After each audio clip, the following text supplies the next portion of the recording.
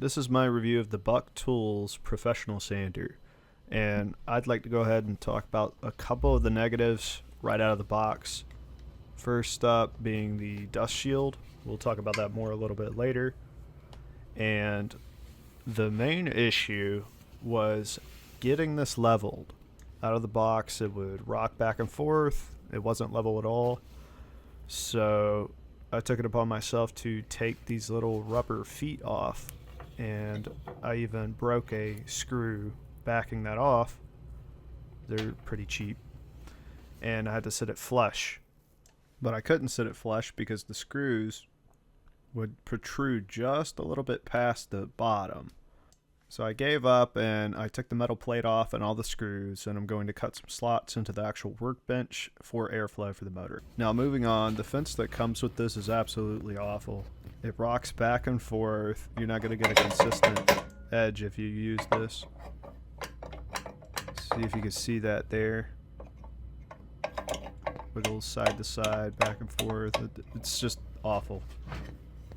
And here on the bottom, the handle screw, it protrudes. I don't know if you can see that, but it protrudes just out enough for it to not lay flush. I did have to position the machine backwards so that I could run the belt sander going forwards, as that's just how I like to work. And coming from the WEN, that's how it was, so that's how I have it set up. The dust collection is phenomenal on this. So compared to the WEN, I had that in an Amazon box right here, I'll show you.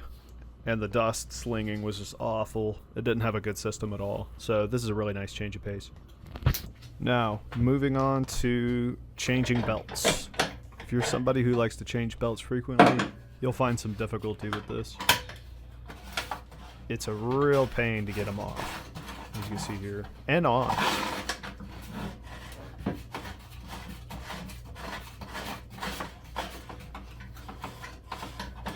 I'm really struggling around this point to get the belt off. It actually gets caught on this little leg here, though.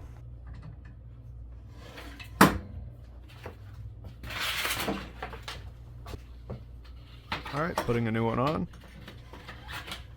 This was a bigger challenge. This is a fresh belt, and I could not for the life of me get it to go on.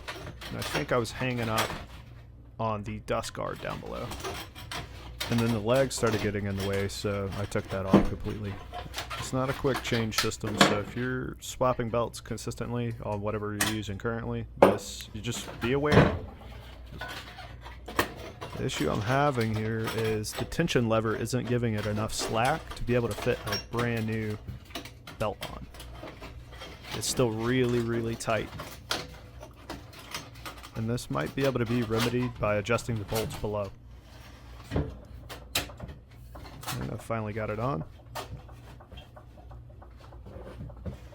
Put the little leg back on.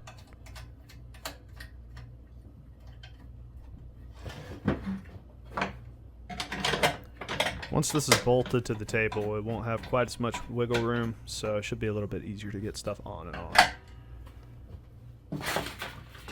Put the shot back in and give it a whirl.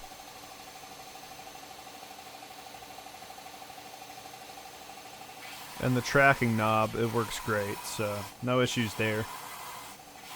I'm really impressed with the performance of this. No matter how hard I press down here, it does not bottom out. In fact, it still has power to keep going. Night and day compared to the WEN. The WEN belt sander would just grind to a halt if I pressed down this hard. So this is really, really nice.